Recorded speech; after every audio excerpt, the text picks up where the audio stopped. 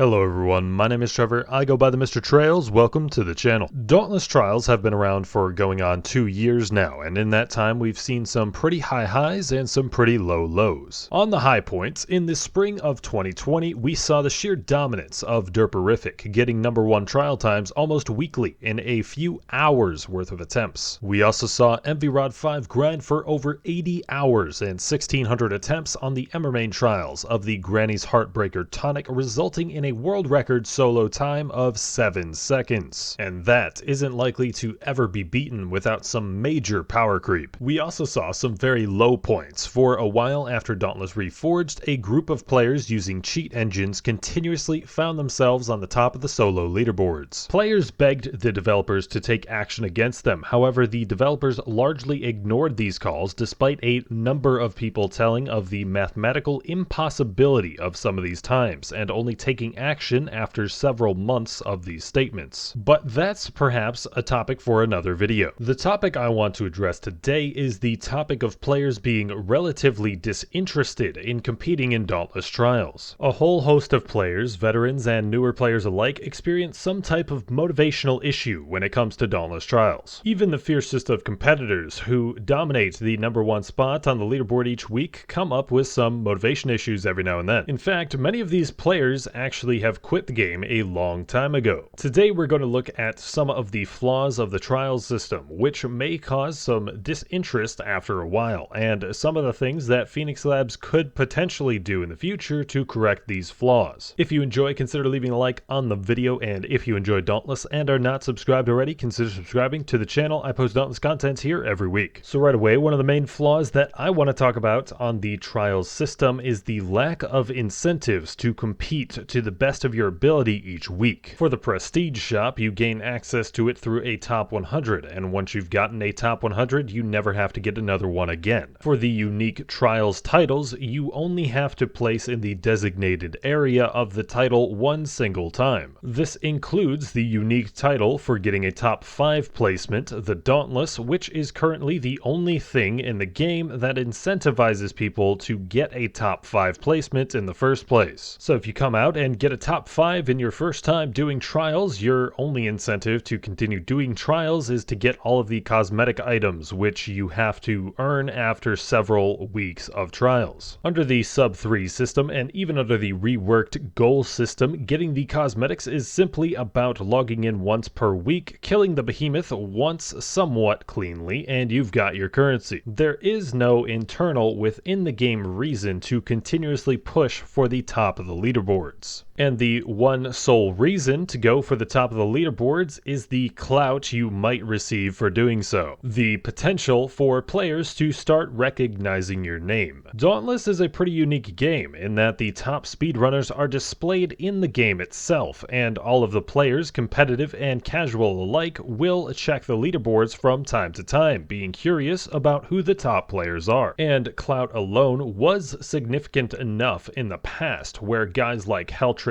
Shanks, Derperific, and even to a bit of an extent myself were able to build success on our YouTube channels from being top competitors. Though the times have changed and there's a lot less people caring about the guys on the top of the trial scene, meaning there's pretty much no incentive at this point to continue to compete for the top of the leaderboard. Texas Ranger and Dat Cosplay Grill, guys who for well over 6 months apiece now have been dominating at or near the top of the solo boards whenever they feel like it, have not experienced nearly the success on their YouTube channels that the other names I have mentioned. Part of this specific issue I feel stems from the location of the trial leaderboard in Ramsgate being in the back corner of the island, where it previously used to take more of a central focus, being on your way to go upgrading weapons. But looking at the topic of the lack of incentives to compete in Dauntless Trials, what can the devs realistically do about it? Well, I think at the very least, there should be some type of currency incentive, be it rams, merits, or otherwise, for your placement on the leaderboard each week. If you were to give me, say, 1,000 combat and exploration merits, or maybe 500,000 rams for getting a top 10 overall on the trial of a week, I would at the very least have given certain trials any attempt at a leaderboard time. They could also, if they really wanted to see a rise in the competition level of trials, add some type of tie between between guilds and trials. If guilds were to be ranked and then given some type of prizes to each of the members based on how the guild as a whole was to perform in trials, you better believe people would be all about competing their hardest in trials, if not for themselves, for their teammates. Having some type of recurring incentive for competing is kind of an important thing to a competition's success and longevity. Let's take a look at another pretty major issue on this topic, and that's accessibility.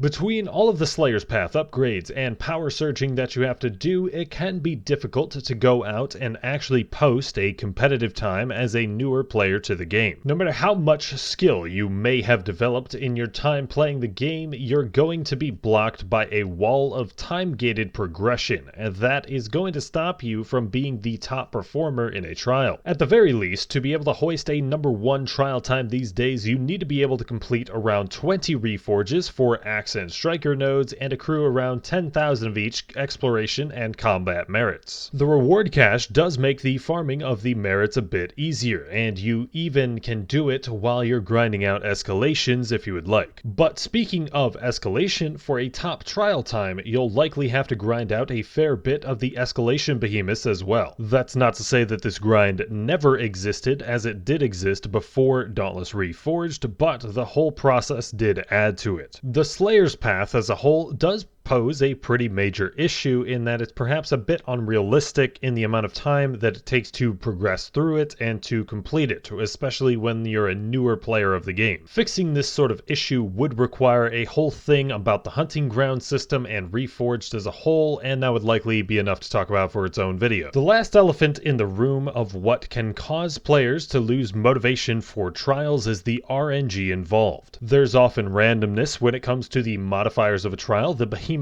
movesets, as well as the critical hits. There are certain things that you can do to eliminate the randomness of the behemoth's movesets, but it's not always consistent, especially for certain behemoths. And some behemoths as well just have a lot of bugs involved, which having the bugs happen to you or not can also be a bit random. Feeling like the outcome of a trial was out of your control seems to happen more often than not, and that can be very mentally taxing on a player. Dauntless Trials are a speedrunning competition, and speedrunning really isn't for everyone. There are some serious mental barriers a player has to overcome to not only begin to, but to continue to speedrun at a high level. The current world record holder in Super Mario 64's 120-star category, Batora, even hired a coach as he was grinding for the world record to help him with the mental battle involved. Because this is just something that happens in speedrunning as a whole, there isn't that much that the developers can really do on this sort of thing. They attempted to reduce the impact of behemoth moveset RNG as well as crit RNG by making the behemoths have more HP, but for certain runs it only really made the situation worse, and the extra HP just made the barrier to entry a bit worse. A player just has to accept that the negative outcome of a trial won't always be their fault, and have to recognize when the negative outcome is their fault. So to end off the video, I want to go back to my first point, being the lack of incentives to compete in trials after you've achieved what you've wanted to accomplish. Is there anything you guys can think of that would entice people to compete in trials every single week to the best of their ability? Now, the obvious answer here is money, of course, and make trials a weekly slaying tournament, but I highly doubt that it would happen. Do you think that there would be some additional reward for placing on the leaderboards that would be realistically included? Let me know what your thoughts are in the comments, and thank you guys for watching this video. Consider leaving a like for me. And once again, if you enjoyed Dauntless and are not subscribed already, consider subscribing to the channel. I post Dauntless content here every week. Also, consider joining the Discord server in the description to get notified about when I post a video or when I'm on Twitch, and I will be hosting a Hunt Pass giveaway in there later this week. I have been Trevor, I go by the Mr. Trails, and I will catch you guys next time.